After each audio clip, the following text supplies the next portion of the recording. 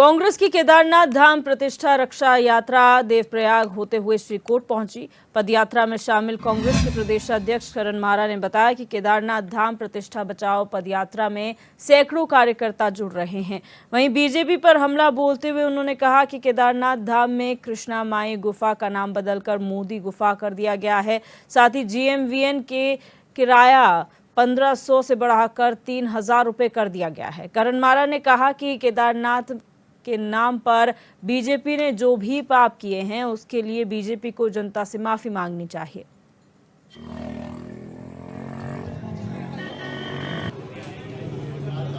इसकी संस्कृति, इसकी देव संस्कृति के संग खिलवाड़ हो रहा है और हमारा फर्ज भी है कांग्रेस के कार्यकर्ता होने के नाते कि देश में जो लोग नफरत फैला रहे हैं, धर्म के नाम पर पोलराइजेशन और वोट तो कर रहे हैं, साथ ही भगवानों का जो है व्यवसायीकरण भी करा रहे हैं और मदद कर रहे हैं उसमें, उन लोगों का चेहरा पूरे विश्व के सनातन धर्मियों के सामने हम एक्सपोज करें।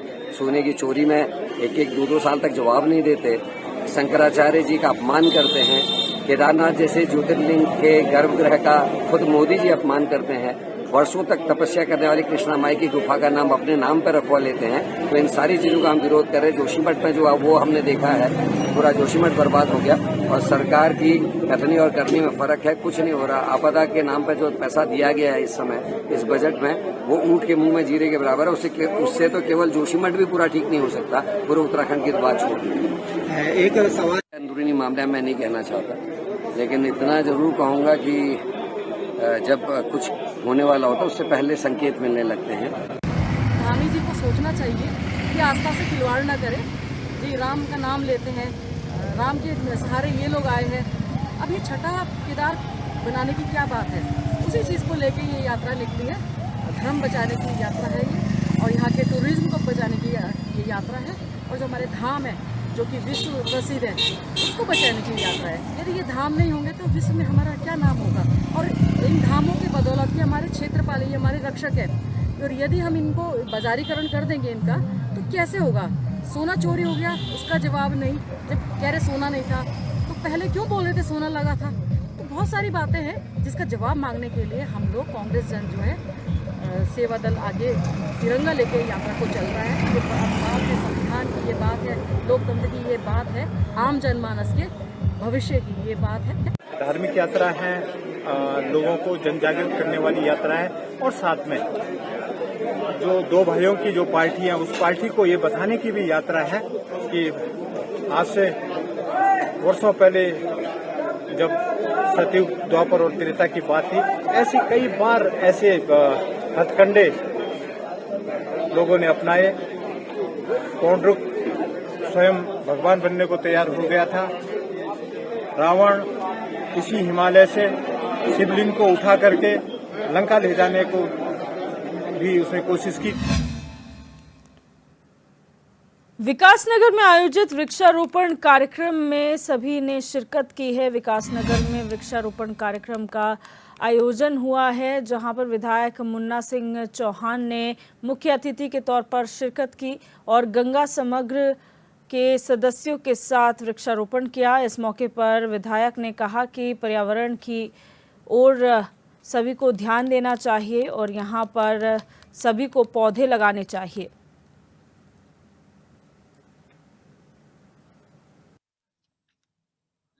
जिस तरह से यहाँ पे उन्होंने वृक्षारोपण किया, हमारा सहयोग कह सकते हैं कि बहुत अच्छे तरीके से समय दिया, हम उनके आभारी भी हैं।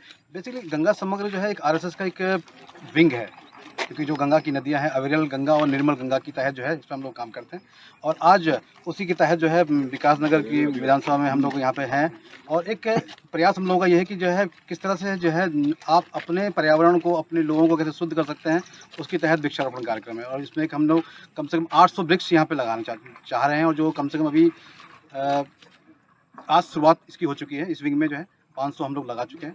तो इस तरह से हमारे जो है जो संयोजक हैं प्रांत के मिस्टर उरेंद्र सिंह, मिस्टर तेजराज पटवाल जी जो यहाँ पे हमारे संरक्षक हैं गंगा समग्र के जो है, उनके तहत उन्होंने यही कहा था कि वृक्ष जो है चाहे महंगे हों, चीज़ें हों, लेकिन अच्छे होने चाहिए और उनकी जो है आयु के लिए, उनकी जो है सुरक्षा के लिए जो है हम लोग कोशिश करेंगे कि ये वृक्ष जिंदा भी रहें। एक ये पर्यावरण संरक्षण के लिए अभियान है और जैसा आपने देखा होगा और आप महसूस भी कर रहे होंगे, ये हमारे विचार परिवार से प्रेरित होकर के ये संगठन काम कर रहा है और उद्देश्य केवल और केवल एक है, राष्ट्र की सेवा, माँ भारती की सेवा। अपने आने वाली पीढ़ियों को, यदि हमारे पूर्वजों ने हमें स्वच्छ वातावरण दिया था, हमारी जिम्मेदारी बनती है कि उससे ज़्यादा बेहतर नहीं तो कम से कम उतना स्वच्छ वातावरण हम अपने भविष्य की पीढ़ियों को पास ऑन करें, उनको दें। इस वजह से एक जन जागृति का भी कार्यक्रम है। और जब पर्यावरण संरक्षण की हम बात करते हैं तो ये पूरा इसका एक इकोसिस्टम है, पूरा चेन है। वहीं हेमकुंड साहिब यात्रा मार्ग के अहम पड़ाव पुलना गांव के पास पहाड़ी से चट्टान दरक गया, जिससे वाहन पार्किंग का एक हिस्सा जिला पंचायत की संपत्ति, सुलभ शौचालय, कॉम्पैक्ट प्रोजेक्ट, बिजली पोल समेत एक वाहन इन बोल्डरों की चपेट में आ गया। स्थानीय निवासी लक्ष्मण सिंह चौहान ने बताया कि हादसे में कोई जनहानि नहीं हुई है। फिलहाल नुकसान की सूचना प्रशासन को दे दी गई है।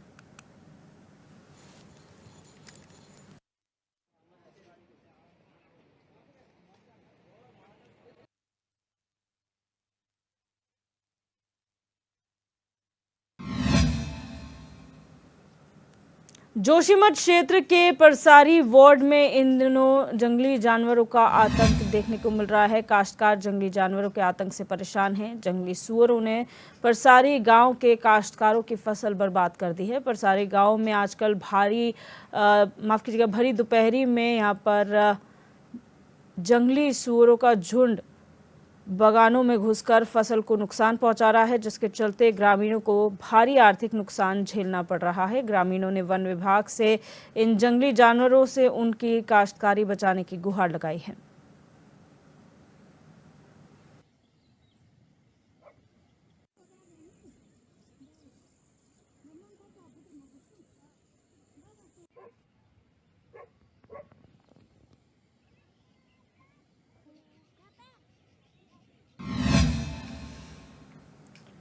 बढ़ते आगे, टिहरी गढ़वाल के विकासखंड प्रतापनगर के ग्राम पंचायत बौसाड़ी में यहाँ पर आपको बता दें कि पानी नहीं आ रहा है। पानी की किल्लत से ये क्षेत्र जो है जूझ रहा है और करोड़ों रुपए खर्च करने के बाद भी पानी यहाँ पर नहीं पहुँच पा रहा है।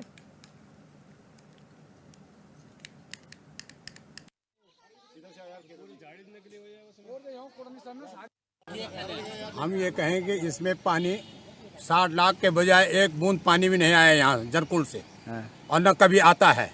और हमेशा इस नहर पे पैसा खर्चा होता है हर साल। ऐसा कोई साल नहीं जिस साल इसमें नहर पे पैसा खर्चा नहीं होता है, लेकिन यहाँ पर पानी का कहीं नमूना नहीं आता है, कभी नहीं। हम जब भी रोपनी लगाते हैं यहाँ तो बेड़ी खाल अगर पानी बरस गया तो लग जाती है, नहीं तो लगता ही नहीं है, बिल्कुल नहीं है। और आज तक न किसी ने मुआवजा दिया न कुछ दिया यहाँ, और करोड़ों रुपए इसमें खर्चा हो गई है।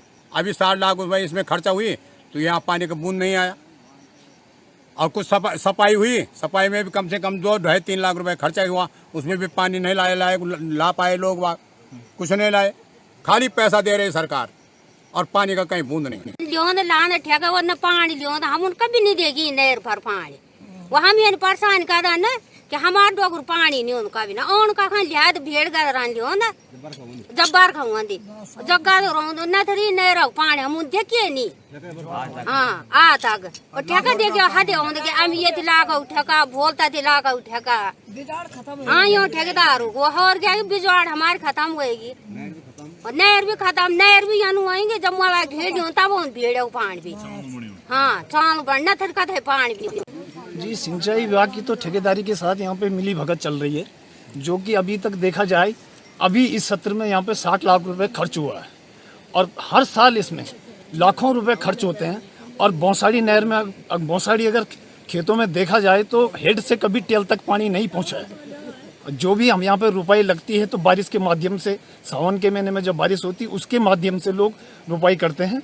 और आज हालत ऐसी हो गई है कि जो लोगों ने यहाँ पे बिजवाड़ निकाल रखी है वो टस की मस सारी सूख चुकी है, उसे हम उपयोग में नहीं कर सकते हैं। और हमारा सिंचाई विभाग से ये वो अनुरोध है कि वो जल्दी से जल्दी जितना जल्दी हो सके 1-2 दिन में यहाँ पर पानी पहुँचाए, नहीं तो पूरी ग्राम सभा धरना प्रदर्शन के लिए तैयार है। अभी हम प्रताप नगर के ग्राम पंचायत बौसाड़ी में मौजूद हैं और ग्राम पंचायत बौसाड़ी के लोगों के अनुरोध पर हम इस गांव में आए हैं और सिंचाई विभाग की यहाँ पर जो बौसाड़ी नहर है उस नहर में काश्तकारों का कहना है कि जब से ये नहर बनी केवल और केवल ठेकेदार वाले बनी है, इसमें केवल ठेकेदारी होती है। हर साल इसमें जो लाखों रुपए का जो है काम किया जाता है, लेकिन पानी आज तक हेड से लेकर टल तक नहीं पहुंचा है। जब कभी भी आप मेरे पीछे देख रहे हैं पूरा ये जो सेरा है बौसाड़ी का वो आज बंजर हो चुका है पूरा, वहाँ झाड़ियाँ जम चुकी हैं, पूरा घास जमा हुआ है। घास भी उस लायक नहीं कि लोग पशुओं काम आए, केवल झाड़ियाँ हैं। लोगों का कहना है कि इस बार इसमें जो है बृहद रूप पे जो है कार्य किया गया। लगभग मैंने अभी यही साहब से मेरी बात हुई है, उन्होंने कहा 60 लाख रुपए का इसमें जो है अभी काम हुआ है और ठेकेदार के अनुसार जो है काम पूरा हो चुका है, लेकिन अभी तक जो है यहाँ पानी नहीं पहुँचा। लोगों ने इस उम्मीद में कि इस बार वहाँ बड़े रूप पे काम हुआ है, 60 लाख रुपए लगाए गए इस नहर के ऊपर, तो संभवतः पानी आएगा, लोगों की जो है रुपाई हो पाएगी, लेकिन एक बूंद पानी अब तक यहाँ नहीं पहुँचा है। और लोगों ने इस आस में जो अपने बिजवाड़ निकाले थे वो बिजवाड़ जो है पूरे सूख चुके हैं और वो किसी काम के नहीं है। अब इनका कहना है ग्रामीणों का कि यदि अगर जो है एक आध दिन के भीतर या बारिश नहीं होती है या फिर पानी नहीं पहुँचता है तो ये लोग जो है इस बिजवाड़ को उखाड़ करके जो है टेहरी डीएम साहब के यहाँ जाएंगे और अपनी व्यथा उनको बताएंगे। एचएनएन के लिए केशव रावत, प्रतापनगर, टेहरी। लोहाघाट ब्लॉक के नेपाल सीमा से लगा जीआईसी मडलक स्कूल का भवन पूरी तरह जर्जर हो चुका है, जिसके चलते यहां कभी भी कोई बड़ा हादसा हो सकता है। इसके अलावा स्कूल में शिक्षकों की भी भारी कमी हुई है, लेकिन विभाग इस ओर ध्यान नहीं दे रहा है और नौनिहालों का भविष्य अधर में लटका हुआ है।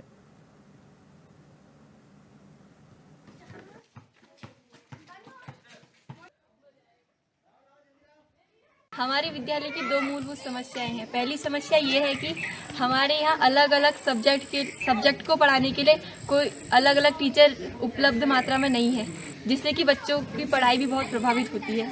और दूसरी समस्या ये है कि हमारे यहाँ पढ़ाने के लिए कक्षों की बहुत कमी है। आप देख सकते हैं ये इस भवन को, ये कैसे टूटा फूटा है, इसलिए हमें सुरक्षा की दृष्टि से हमें बरामदों में या अन्य कक्षा में शिफ्ट किया जाता है।